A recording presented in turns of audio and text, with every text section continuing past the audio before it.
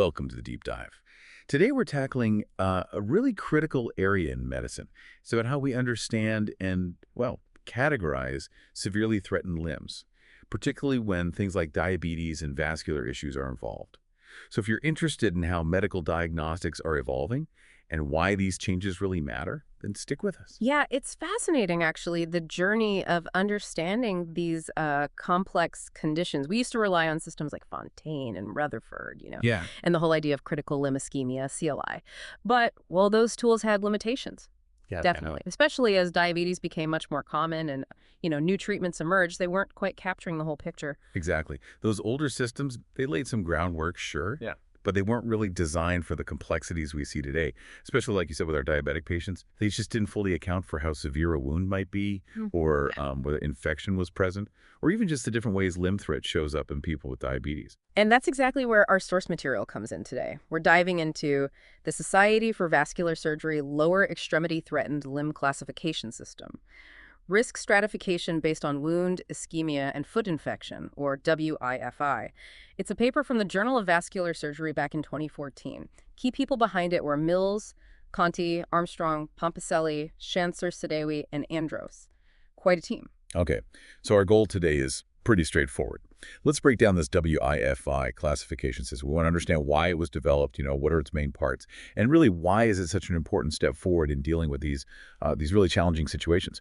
Okay, so let's unpack this. The paper right away highlights a huge global health trend, the diabetes epidemic. Oh, absolutely. The scale is just massive. We're talking nearly 400 million people globally living with diabetes, and a very common, very serious complication is the diabetic foot ulcer, the DFU. What's really concerning, I think, is that about 1 in 4 people with diabetes will get a foot ulcer at some point. And these ulcers, they precede something like 80% of amputations in this population. Wow. Yeah, that's a really sobering statistic. And the paper points out, right, that while these ulcers often start with nerve damage, they're frequently complicated by peripheral artery disease, PAD. What struck me reading it was that even though PAD is so common in these patients, they often don't even see a vascular specialist or even get basic vascular testing sometimes. It feels like a real disconnect in how we used to approach it. And that brings us right back to the limitations of those older classifications you mentioned. The concept of critical limb ischemia, CLI, that dates back to 1982. And it wasn't really intended for diabetic patients, not primarily. Yeah. And similarly, the Fontaine and Rutherford systems, widely used, yes, but they mainly focused on the severity of ischemia, just the lack of blood flow. Right. They basically just put patients into buckets based on, like, rest pain and tissue loss. But as the WIFI paper really emphasizes, these systems just lack the kind of fine-grained detail needed for today's patients, especially around wound severity and infection, two hugely important factors in DFUs. Just looking at blood flow doesn't tell the whole story when it comes to predicting what's going to happen. Not at all. It's like trying to figure out what's wrong with a car just by looking at the gas gauge, right? You need to check the engine, the tires. Yeah, exactly. And that's where the WIFI classification system comes in. Developed by the Society for Vascular Surgery, SVS, in 2014, it was specifically designed to be relevant for both diabetic and non-diabetic patients, Right. which is key. It also brought about a really important change in terminology. They recommended using chronic limb-threatening ischemia, CLTI, which better represents that broader range of PAD that can actually threaten a limb. Okay, so WIFI looks at more than just blood flow. It's built on three main things, right? Wound, ischemia, and foot infection. WIFI. That's the name. Let's dig into those. First up, the W for wound.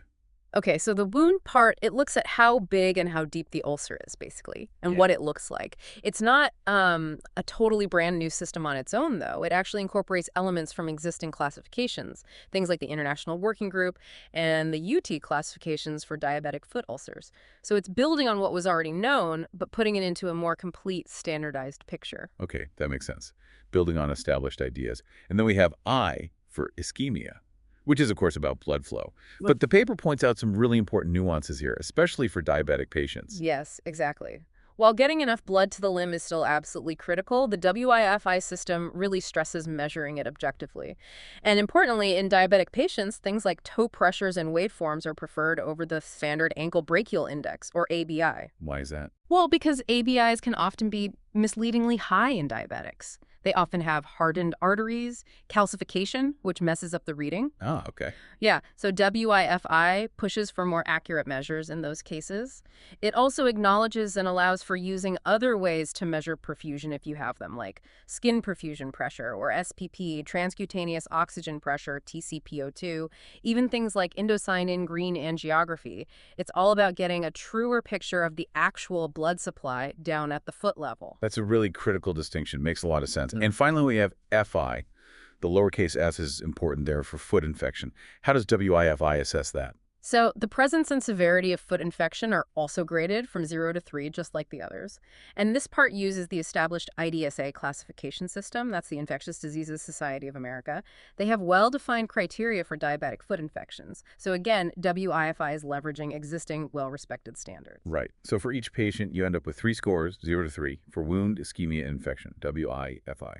What happens then? How do those scores come together? Okay, so here's where it gets really practical and I think quite powerful. The combination of these 3 grades, W, I, and FI, it places the limb into one of 4 overall clinical stages, stage I to stage 4.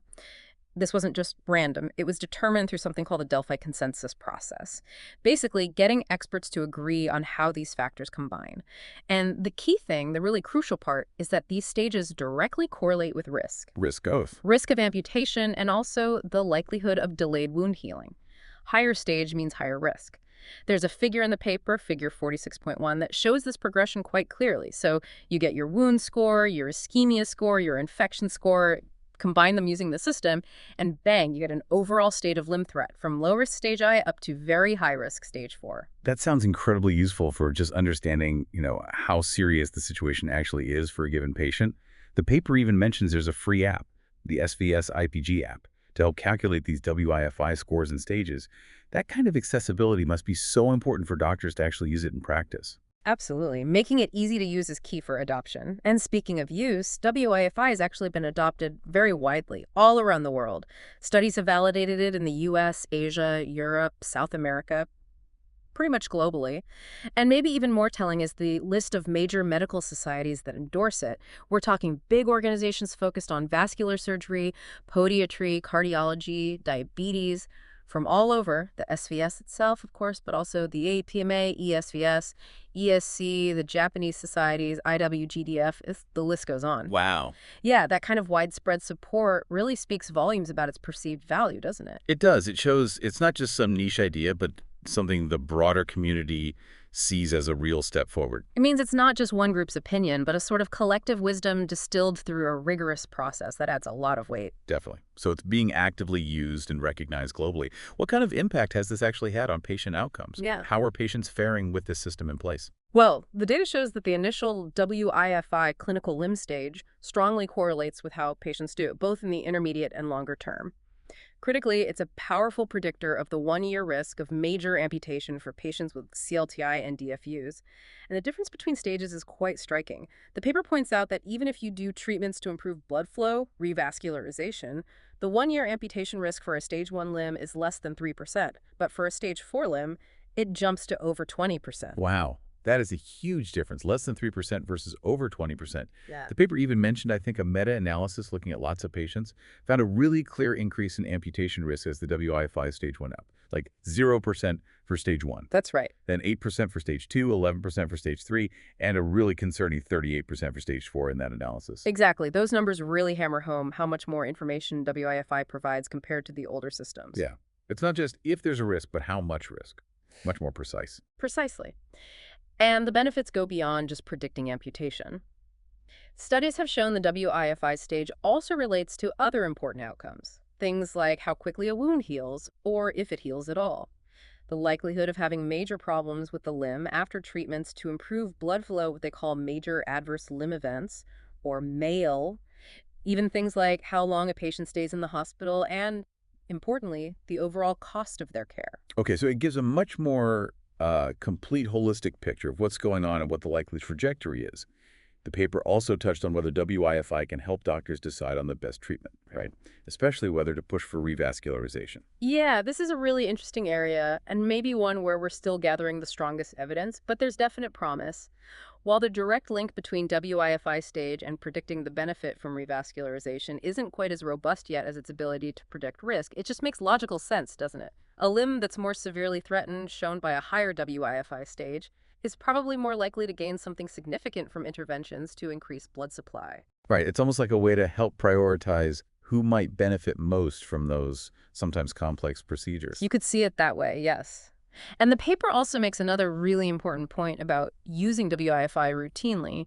It suggests checking the WIFI stage not just when a patient first presents, but also after the initial treatment, regularly. Like follow-up assessments. Exactly. They compare it to restaging in cancer treatment, which I think is a great analogy. It allows you to see objectively how the limb is responding to what you've done. And then you can adjust your approach if needed, maybe be more aggressive or maybe less. That sounds like a much more dynamic and, well, responsive way to manage these really complex, often long-term cases. So thinking about the future then, what's the big picture takeaway for WIFI? Where does it go from here? Well, the authors suggest that making WIFI assessment just standard practice, mandatory even, for all patients with DFUs and limb threat who are being considered for revascularization. That could be a major advance in care. They mention recent data coming in from centers all over the world showing that specific groups, specific subsets within the WIFI stages seem to get a particularly large benefit from revascularization. So it's getting even more precise, not just the overall stage, but maybe specific profiles within the stages guiding treatment. Exactly, sharpening the focus. Ultimately, WIFI is really proving itself as a clinically impactful tool for limb salvage centers. It helps them stratify risk much better, predict who might need revascularization, and, importantly, gives them a standard way to compare their own outcomes over time or against other centers or after different kinds of treatment. My language. A common language, precisely. The paper concludes by saying that using WIFI alongside, an overall assessment of the patient's general health risks, and also using another system called GLAS, which classifies the anatomic pattern of the artery blockages. Combining these tools should really help optimize treatment plans and how we evaluate outcomes for a whole broad spectrum of patients with CLTI. Okay. So to sort of wrap up our deep dive today, the WIFI classification system, it really sounds like a significant evolution, a big step forward in how we understand and manage threatened limbs. It goes way beyond those older, maybe simpler systems by systematically factoring in wound severity and infection right alongside ischemia.